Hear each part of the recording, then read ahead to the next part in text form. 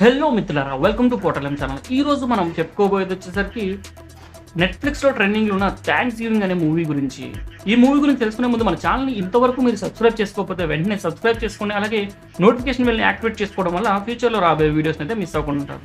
ఇంకా thanks giving story line గురించి చెప్పాలి అంటే, థ్యాంక్స్ గివింగ్ అనే ఒక పండగనైతే అమెరికన్స్ బాగా జరుపుకుంటారు.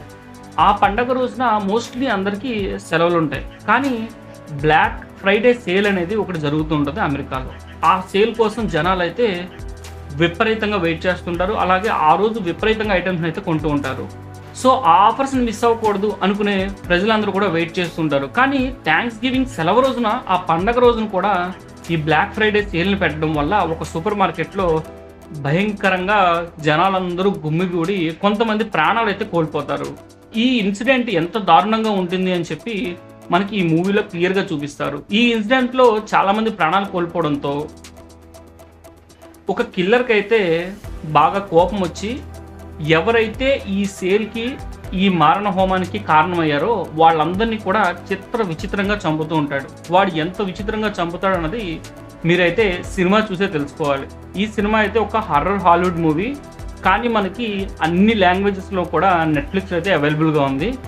తెలుగు డబ్బింగ్ నాకు అంత ప్రాపర్గా అనిపించకపోయినా సరే, మిమ్మల్ని అయితే స్టోరీలో బాగా ఇన్వాల్వ్ చేసేయడం వల్ల మీరు మర్చిపోతారు ఏ లాంగ్వేజ్ అన్నది కూడా. అంత ఇంట్రెస్టింగ్గా తీసుకెళ్లారు.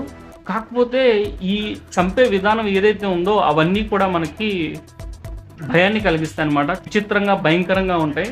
సో మీరు కనుక ఇలాంటివి చూసి తట్టుకోలేని వాళ్ళు, బ్లడ్ని చూస్తే తట్టుకోలేరు అనిపిస్తే కనుక చూడకపోవడమే మంచిది. ఎందుకంటే మన కళ్ళ ముందు కనిపించే వస్తువులతోనే విచిత్రంగా చంపుతూ ఉంటాడు. సినిమా హర్రర్ అన్న పదానికైతే బాగా న్యాయం చేసిందని చెప్తాం. అలాగే ఇదొక థ్రిల్లర్ కూడా.